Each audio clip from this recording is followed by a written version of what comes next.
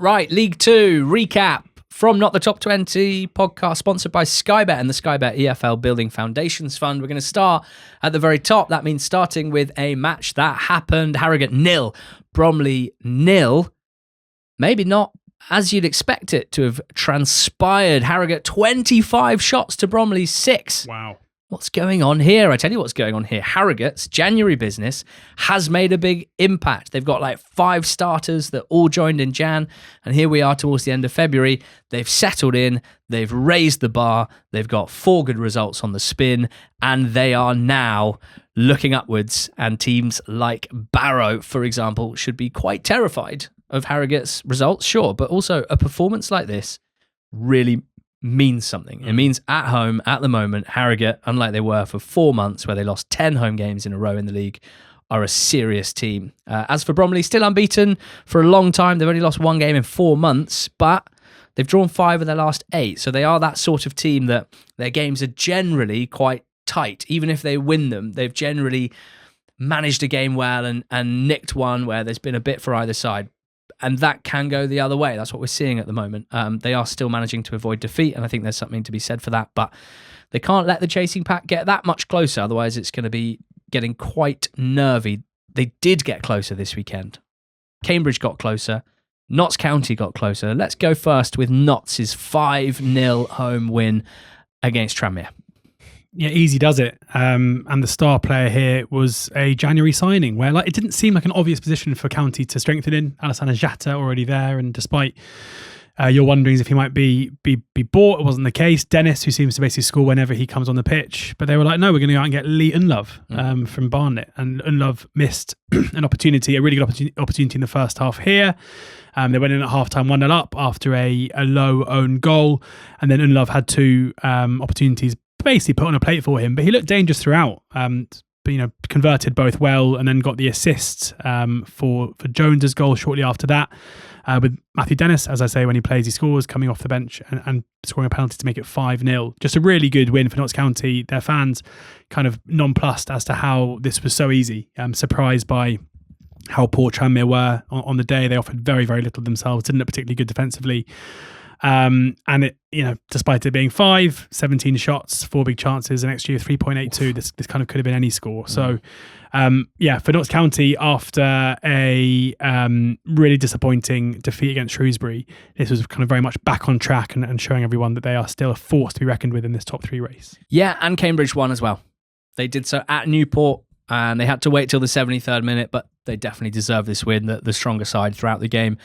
And winning it, I've noticed a couple of times recently, I think it was a game against Crawley the other day, Cambridge's ability to get crosses into the box and load the box with bodies to the point where they have an extra man at the back post. In this instance, it happened twice. Liam Bennett, the right back, was on the end of 2 chances from this exact sort of move, working it wide down the left, and then a load of players, particularly in midfield, crashing the box, drawing defenders onto them and opening up a spot at the back post. Bennett missed the first chance, scored the second one to put them ahead, and then Kai scored a couple of minutes later after what was unfortunately a howler from right in the Newport goal. Just dropped it to Kai, who hooked it over his shoulder and into the net. So that's the Newport Achilles heel. They are often fine for 60 minutes, but almost never for a full 90. We should say that they beat Salford 3-1 in midweek, Newport, in what was probably the most surprising result of the whole season so far in League Two. So 3 points from games against Salford and Cambridge. They probably would have taken that pre-week, but this was just a game too far for them, a team that was too good for them, as is the case pretty often at the moment with Cambridge. They keep on rolling, 2 points off the top now. Swindon didn't match it. They lost at home to Crewe Alex by 2-1. Now, the first goal is genuinely hilarious. A ball just gets booted high up in the air, about 30 yards out from the Swindon goal. 4 Swindon defenders stand in like a square and just sort of watch it. Standing in between them is Adrian Thibault, the Crewe striker.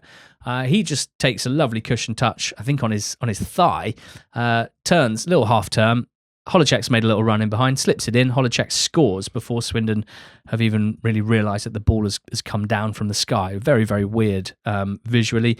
Good to see Holecek scoring. I always take an interest in Crewe's academy talent. They do a better job than anyone at making them important first-team players. Holecek is a good example of this.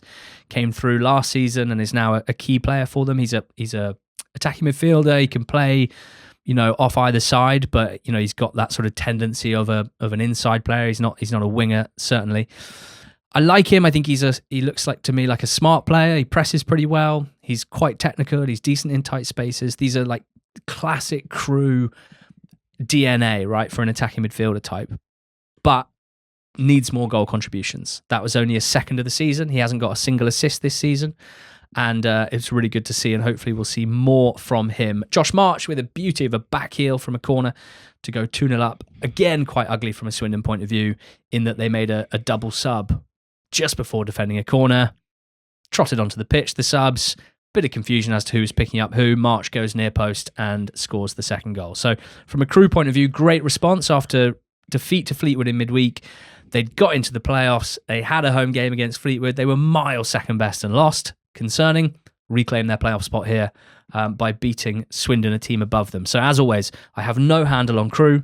I have no idea when they'll play well or play badly. I have no idea when they'll win or when they'll lose. And playing well and winning and playing badly and losing, it's not even as cut and dried as that sometimes with Crewe. They are just a remarkable, unique football club. I do just want to point out Fletcher Holman once again. I do get little sort of flavours of the month, don't I?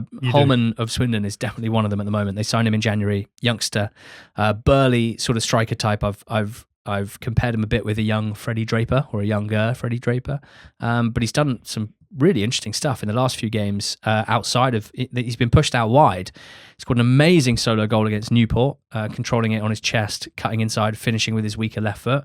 He got an assist against Newport with a wicked cross from the right with his right foot, and here he set up Ola Kigbe with a wicked cross from the left with his left foot. So in the space of like 4 weeks, I'm seeing this 20-year-old, I think he is, doing an array of things that you'd be buzzing if you had a player that age doing at League 2 level. So lots of positivity there. Not much within the Swindon fan base. I noticed even before this game, a lot of the chat online, some of those that cover the club and the fans, bit of back and forth about like the level of support inside the ground and the atmosphere inside the ground, and interesting discussions about the lack of connection basically between the fans and this team, despite how well they're doing and where they were when Holloway walked in, and a lack of connection maybe between the fans and Holloway as well, who generally seems to speak as if he's criticising them rather than trying to build a strong connection. And I think mainly it's about the lack of connection between the fans and the board. I think that's where it starts, and it's kind of dripped down, but it's definitely interesting from an outside point of view, because you'd think there's loads of ways in which what Holloway and this Swindon team are doing is sensational. Like, couldn't have dreamt of this 18 months ago, but it still doesn't kind of smell right at the same time, which is unfortunate. So automatic promotion places. Well, tonight we've got Walsall playing MK, a bit of Monday night football. So we'll see whether MK can go third. They will do that if they win. Walsall might go into the playoffs if they win. It's a big one. At the moment it's Bromley 65, Cambridge 63, Notts 61, Swindon 61, MK 58. George, Salford are sliding. They're out of the playoffs. Out the playoffs. No points from their trip to Cheltenham. 3-2 defeat in horrid circumstances for them. Great circumstances for Cheltenham. I mean, you and I sat at Salford against Chesterfield on the 27th of January, so under a month ago. Yeah, you sat next to Paul Scholes. I did. Yeah. I did. We didn't talk. But we sat there, and going into that game, Salford were on a record-breaking unbeaten run in the league, dating back to mid-November. They were looking at the top three. It was all going so well. And since then, they've had 4 defeats and a solitary win, that win coming away at Tranmere. 3 defeats in a row now. And this is, it just always seems to happen to Carl's teams, to Carl Robinson's teams. And I can't, in some ways I get it. Like, he's obviously a very emotional manager. And sometimes when, people say don't get too high and don't get too low, I think he definitely gets too high and he definitely gets too low. And that kind of comes out in the way that his teams seem to go on these crazy good runs, and that's often followed by a crazy bad run, and they're in the middle of one of those now. Like, for them to squander two losing positions in this game, to lose it up against a Cheltenham side with like very little to really play for is ridiculous. The first goal came from George Grant, a really good finish from a player who is, when he's good, very good. And they were coasting really from 1-0 up after that early goal, with Cheltenham struggling to really get near them. And then a moment that really changed the game. Have you seen the penalty incident? Garber. Yeah, it's a funny... It doesn't instantly scream red Dogso foul, but I suppose he does stop the guy getting a shot at goal, and he's only about 5 yards out, and he's not, and he's kind of pulling him, isn't he? But this is where so it definitely fits the criteria of no intention to play the ball, right? Yeah. But the attacking player's got his back to goal, and it's not like, because Garber is there. Like, it's not like you take Garber out of it completely, because then obviously it is a goal opportunity. But well, did you see Andy Cook's goal for yeah. Grimsby? Yeah, true. He scores from basically that exact position. I think, I mean, the more I think about it, the more I think it probably is a red card. It's just you never really... I admit that at first I was like, oh, he's gone red, has he? Because in the same way, that would mean that if you have a penalty given against you for a tug in the area, going up for a header, then that should be a red card, because you're not trying to play the ball and you're stopping them from getting a shot off with their head. Yeah. But that you never see that. No. So all we want is consistency. I know. The great refrain of someone angry with a ref decision. It's not an easy job. It's not an Let's easy be clear job. about that. Despite being down to 10 men, Zach Orr scored to make it 2-1 to Salford. And then just like, what happens here? I mean, the goal to make it 2-2 is one of the weirdest goals I think I've ever seen. Where off the bench, Harry Ashfield, recently joined on loan from Wrexham. He's only scored one senior goal in his career, which was in the Cup for Wrexham recently. Never scored a league goal. He's kind of that role when at a corner where he's just standing on the edge of the box, basically waiting for the ball to drop to him so he can whack it over the bar from 25 yards. Yeah, that role.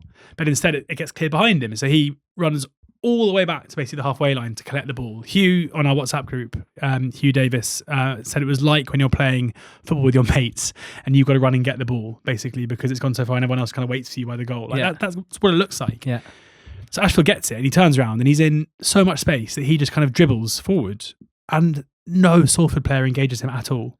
And he gets like the edge of the area and twice he does this like kind of half-hearted dummy shot, but like again, like no real attempts to try and stop him.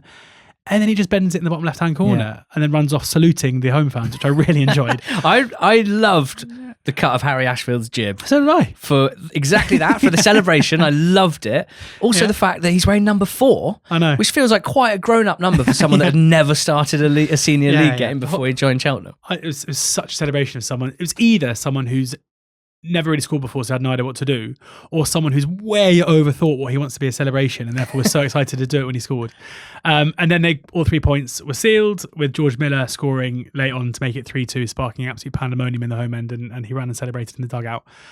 Like a crazy win for Cheltenham, for Steve Cotterill, and the Salford players look completely shell-shocked after losing the game that they led in twice. And you know, yeah, I'm sure there'll be frustration 3 defeats in a row with Garber and with Robinson and everyone else. That the red card obviously changed the game, but you know, you're the architects of your own downfall, really, and certainly the goal to make it 2-2 felt very avoidable. Can't be losing to 3 bottom half teams in the space of 3 games if you have any designs on automatic promotion. Thought this was the year that Salford were going to do what they've been trying to do for half a decade, and now I don't think that anymore.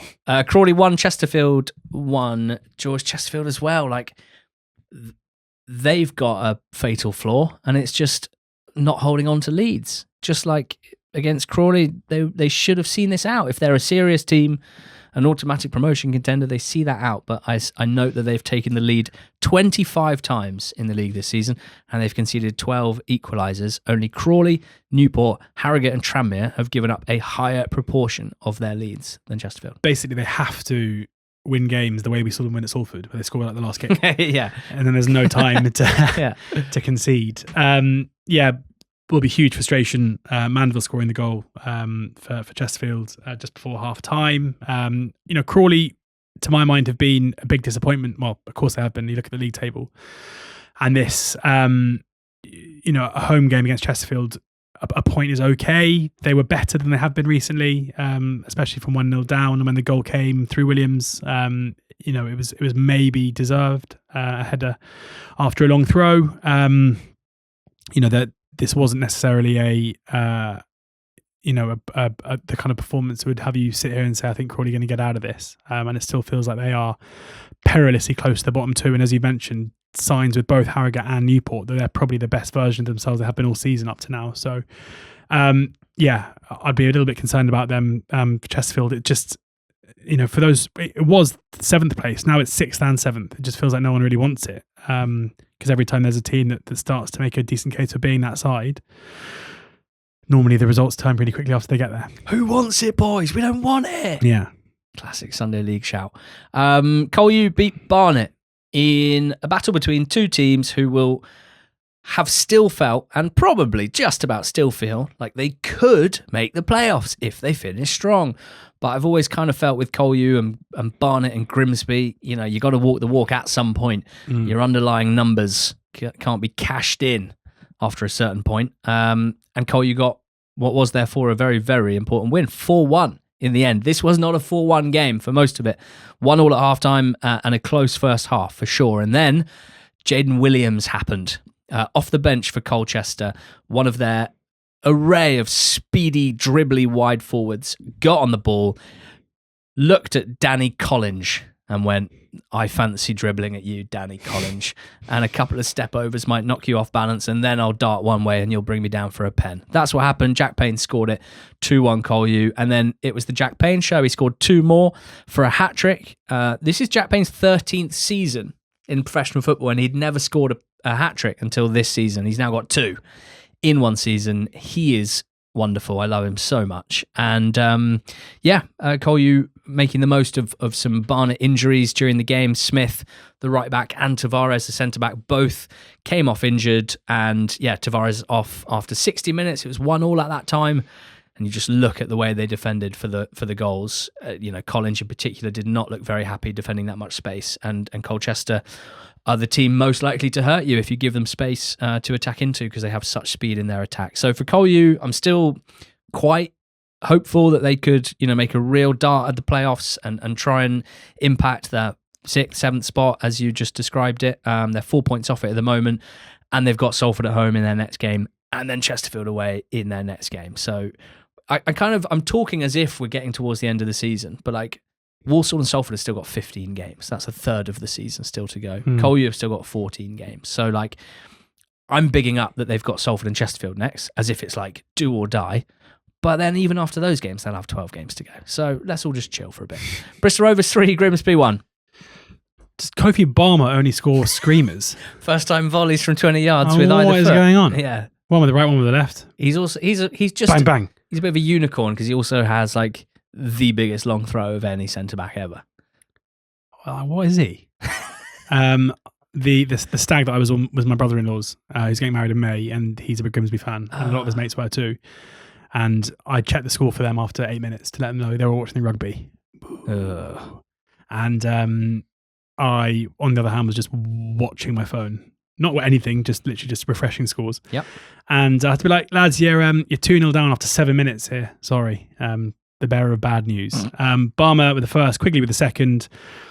The kind of day that Bristol Rovers fans have been begging for all season. And the key player, yet again, as it has been in most of Bristol Rovers' good performances since January, was Akamrich, the loanee from Spurs, who set up the first goal for Quigley with a brilliant cross, and then scored the third goal after Cook had got one back for Grimsby. He's, again, just one of these January signings where I think he's just been pitched at the wrong level, basically.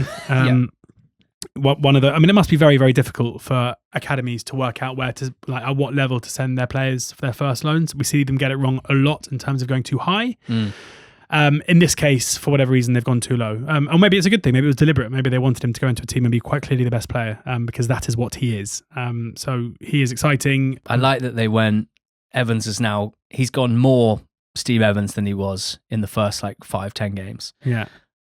Diamond, which you don't see very much. No. It's only managers really like Steve Evans that are still whipping out the diamond every now and then, with Harrison and Quigley up front, which I've been playing a bit of Football Manager recently because I hurt my knee. I've been on the sofa a lot. In Football Manager terms, that's basically playing 2 players as a target man, Quigley and Harrison. And then Akamrich just in the 10, just free roll. Do what you want. Free roll, Akamrich. So we'll hit the big lads. We'll get Who will Akamrich play for next season? I'd have thought a Cam Rich will probably play for like Stockport. That's exactly what I was going to say. Yeah, Louis Barry on one side, and Cam Rich on the other. Oh. Stockport Championship playoffs. What? Nice. Accrington 0, Shrewsbury Town 0 means Shrews have now won 4 league games in a row. I can't believe I'm saying it. I'm so happy. Someone on the squad who's not a Shrews fan called them Red Hot Shrewsbury this weekend. And I thought, at what other point in the last few years could you use the words Red Hot Shrewsbury in succession? Never. And get away with it. But it's true. 4 wins in a row. They beat Aki, who themselves have been in good form recently. They went ahead through Morgan, first minute, just had a bit of a go, a bit of a pot shot, which feels like kind of an old school football expression now. Pot shot from range, just snuck in the near post. We'll take a 1-0 lead, thanks.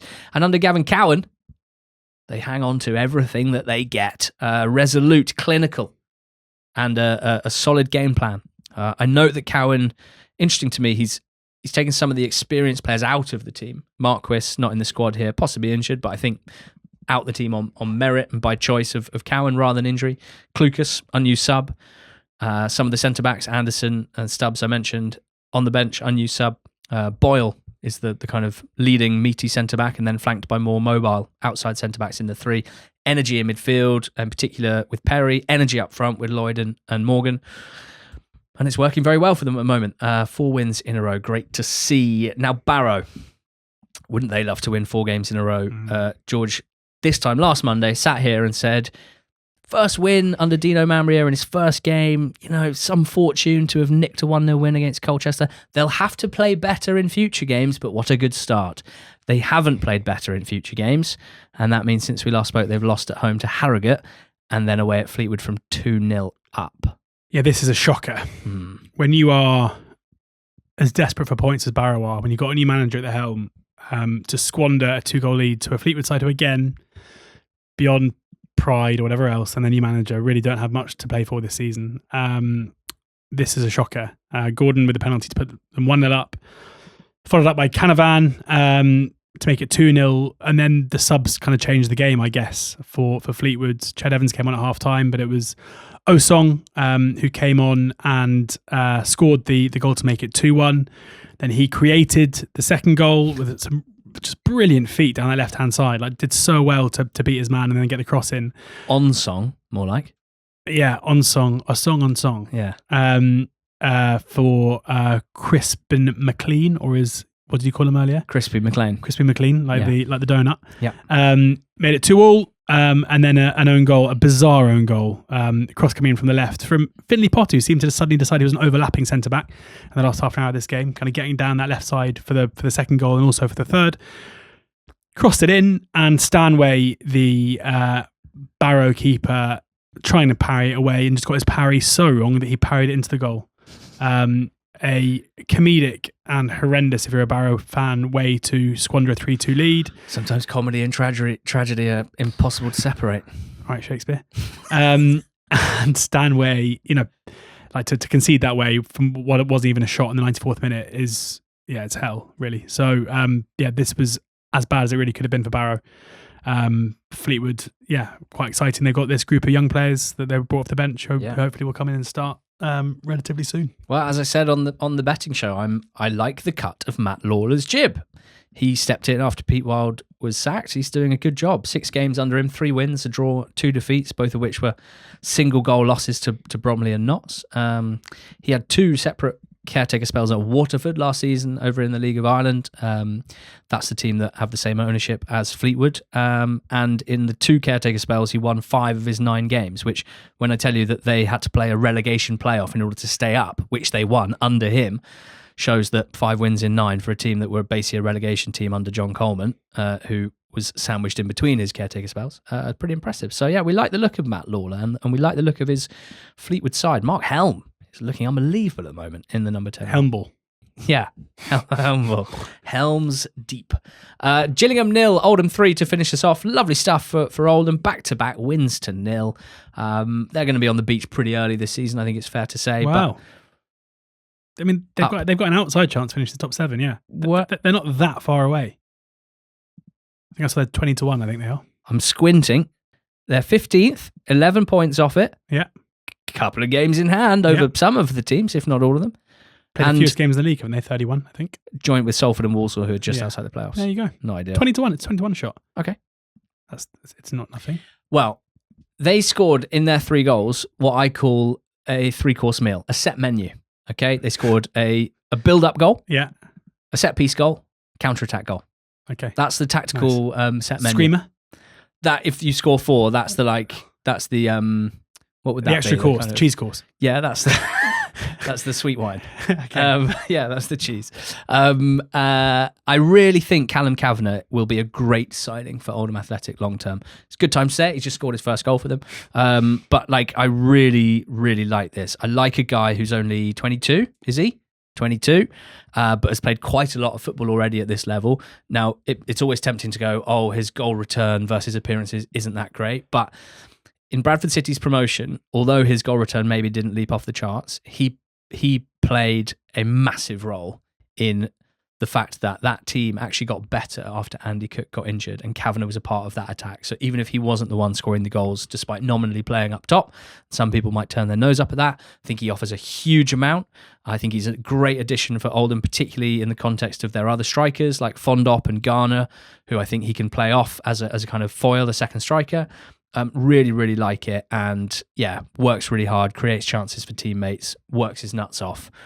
Great signing for them, and good to see him get a goal here. For Gillingham, though, oh my God. Probably the low point of the season so far, it seems. 3-0 home defeat. In their last 23 games, that is half of a season. They've picked up 20 points. Just 4 wins in 23 games for Gills. Ainsworth has not been able to build anything like a Gareth Ainsworth team. Anything like a kind of culture team, which is what I think you hire him to do.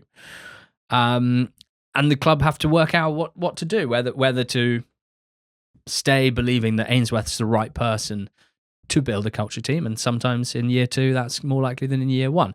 That might mean, it seems to mean, well, in that case, he'll need to bin off a load of this squad because they're all rubbish, and we can see that week in, week out. That's quite dangerous as well, I would suggest. There are souls being searched in Kent, I think it's fair to say. I also note that the starting 11 here was the second oldest in League 2 this season. If I tell you that there was a 30-year-old in the starting 11, and there were 5 players older than him, including a 42-year-old, a 38-year-old, a 36-year-old, a 34-year-old, 32-year-old, 30-year-old, 28-year-old, 2 27-year-olds, a 26-year-old, and a 20-year-old loanee, Travis Akamea, dragging the average age down. So yeah, really tough scene for Gills. And there we go. Just looking at the bottom of the table quickly, Newport 24, Harrogate 26, but on a good run. Then Barrow 27, but they have got games in hand over everyone. Then Crawley 28 and Bristol Rovers 30. So still pretty exciting for the neutral, this relegation battle. And an exciting League 2 all round at the top. Playoff picture, George is tipping up an Oldham side in 15th or something to make the playoffs. That's where we're at in League 2. Tipping anything up. He's not tipping anything up. Just as well. That's been good fun. If you liked this recap, there's one for the Championship and League One, wherever you found this one. Cheers. Go well.